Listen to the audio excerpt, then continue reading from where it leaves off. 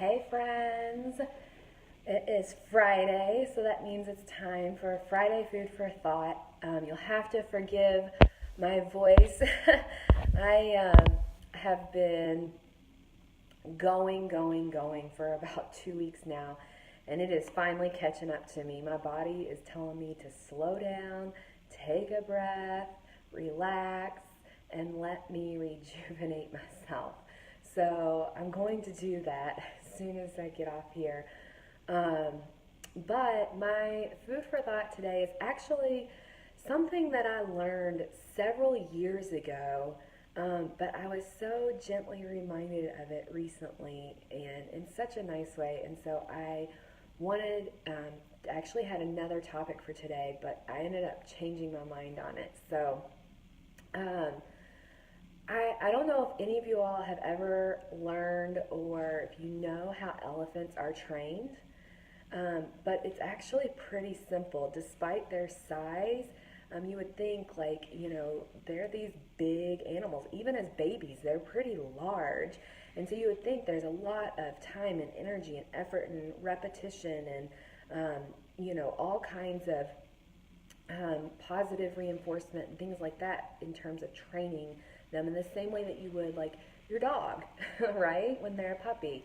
Um, and so the reality is that the way elephants are trained is as a baby, they have a rope tied around their foot, and then the other end is tied to a stake in the ground. And they stay.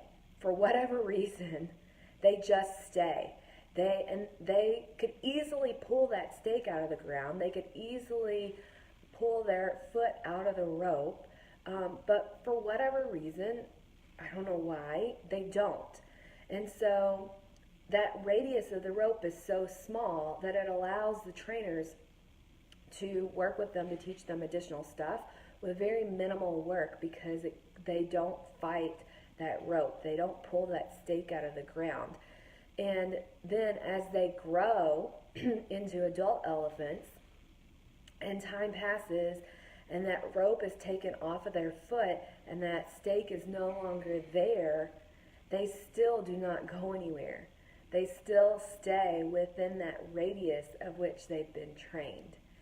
And like I said, I learned this several years ago and was gently nudged as a reminder of it recently, like in the last week. And it just got me thinking, like, what are all the ways that we condition ourselves to live in a bubble? And better yet, what are the ways that we allow other people to condition us to live within a bubble? How are we allowing other people to define how we should live, what we should do, what our accomplishments should be, what our family should look like, what our career should look like, instead of pulling that stake out of the ground and listening to our own inner heart, our inner voice, and doing what our heart's desire is, and not paying attention to what we have conditioned ourselves to think or believe, regardless of whether that's something that we have told ourselves or whether it's coming from external forces. We are conditioning ourselves over and over and over. And so I challenge you to think, what is your stake in the ground?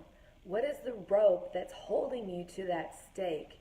And how and why should you break free from that? And what could you accomplish? And what could you see and do and experience if you didn't allow that rope to hold you down? That invisible rope that's no longer there because we've outgrown it. So Friday Food for Thought, hope your wheels are turning. I hope it prompts some reflection and maybe even some changes in your life. Love you all. Mwah.